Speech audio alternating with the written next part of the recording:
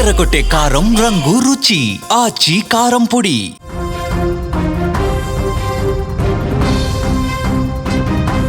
అమెరికాను భయంకరమైన శీతాకాల తుపాను వణికిస్తోంది. సుమారు 150 మిలియన్ల మంది అమెరికన్లు ప్రస్తుతం వాతావరణ అత్యవసర పరిస్థితిని ఎదుర్కొంటున్నారు. శుక్రవారం ఉదయం నార్త్ వెస్ట్ టెక్సాస్, ఓక్లహోమా సిటీలో భారీ హిమపాతంతో మొదలైన ఈ యుఎస్ వింటర్ స్నో స్టార్మ్ దేశవ్యాప్తంగా విస్తరిస్తోంది. గడ్డకట్టే చలి, మంచు వర్షం, ఈదురుగాలుల తీవ్రత దృష్ట్యా ఇప్పటి వరకు కనీసం 17 రాష్ట్రాలు స్టేట్ ఆఫ్ ఎమర్జెన్సీ ప్రకటించాయి. ఓక్లహోమా నుంచి ఈశాన్య ప్రాంతం వరకు భారీగా మంచు కురుస్తోందని, కొన్ని చోట్ల అడుగు కంటే ఎక్కువ ఎత్తులో మంచు పేరుకుపోయే ప్రమాదం ఉందని నేషనల్ వెదర్ సర్వీస్ కూడా హెచ్చరించింది. ఒక్కసారి మీరు దృశ్యాల్లో కూడా చూడొచ్చు. మంచు తుపాను దాటికి పూర్తిగా రోడ్లన్నీ కూడా మంచుతో దిగ్బంధం అయిపోయినటువంటి పరిస్థితుంది. ఎక్కడికక్కడ ఎవరూ కూడా తమ పనులు చేసుకోలేనటువంటి స్థాయిలో అన్నీ కూడా మంచుతో కప్పేసి ఉన్నాయి. అక్కడ కార్లు కావచ్చు, రోడ్లు కావచ్చు, ఇళ్ళు కావచ్చు, అన్నీ కూడా ఈ మంచు తుపాను దాటికి మొత్తం కూడా మంచుమయం అయిపోతున్నటువంటి పరిస్థితి ఉంది. చాలా ప్రాంతాల్లో అత్యవసరమైనటువంటి పరిస్థితిని కూడా ప్రకటించారు. దక్షిణ మైదానాలు, మిసిసిపి వ్యాలీ, ఆగ్నేయ ప్రాంతాల్లో మంచు వర్షం కురిసే అవకాశం ఉంది. దీనివల్ల భారీగా చెట్లు విరిగిపడటంతో పాటు చాలా కాలం పాటు విద్యుత్ సరఫరా కూడా నిలిచిపోయే అవకాశం ఉండొచ్చు. ప్రయాణాలు చేయటం అత్యంత ప్రమాదకరమని ఎన్డబ్ల్యూఎస్ తన సోషల్ మీడియా వేదికగా ప్రకటన చేసింది. టెక్సాస్ నుంచి న్యూ ఇంగ్లాండ్ వరకు సుమారు 2000 మైళ్ల మేర ఈ తుఫాను ప్రభావం ఉంటుందని అంచనా వేస్తున్నారు.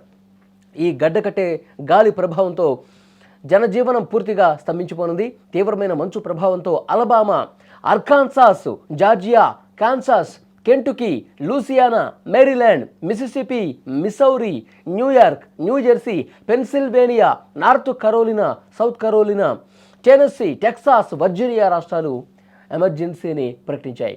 దేశ రాజధాని వాషింగ్టన్ డీసీలో కూడా అత్యవసర స్థితి అమల్లో ఉన్నటువంటి పరిస్థితి ఉంది. అంటే ఎవరు కూడా ప్రజలు, అక్కడ ఉన్నటువంటి ప్రజలు మంచుతో గడ్డకట్టుకుపోయేటువంటి పరిస్థితి. ఒకవైపు మంచుతో కూడినటువంటి గాలి తీవ్రంగా వీస్తోంది, దాంతోపాటు మంచు వర్షం కురుస్తోంది. చాలా తీవ్రమైనటువంటి ప్రభావం, గత కొన్ని సంవత్సరాల్లో ఎప్పుడూ లేనటువంటి ఈ మంచు ప్రభావం ఇప్పుడు చాలా ఎక్కువ కనిపిస్తోంది.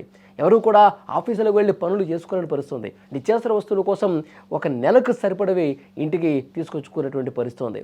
అంటే ఎంత పూర్తిగా మంచు దిగ్బంధంలో ఆయా ప్రాంతాలన్నీ కూడా ఉన్నాయి. రాష్ట్రాలు ఇలాంటి పరిస్థితులే కనిపిస్తూ ఉన్నాయి.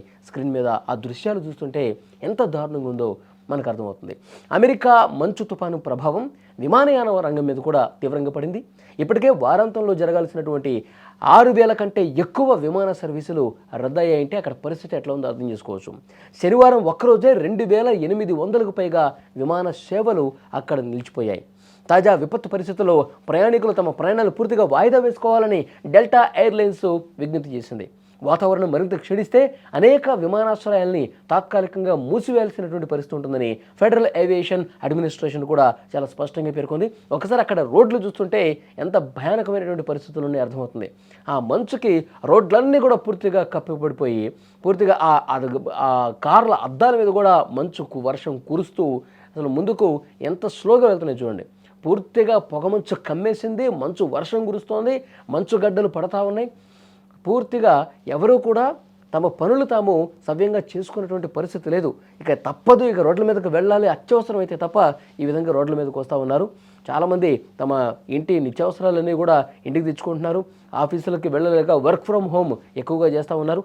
అన్ని రాష్ట్రాల్లో కూడా ఇంతకుముందు నేను చెప్పినటువంటి ఆ రాష్ట్రాల్లో పరిస్థితి అంతా కూడా ఇంత దారుణంగా ఉంది. అత్యవసర స్థితి ప్రకటించారు, ప్రయాణాలు మానుకుంటూ ఉన్నారు.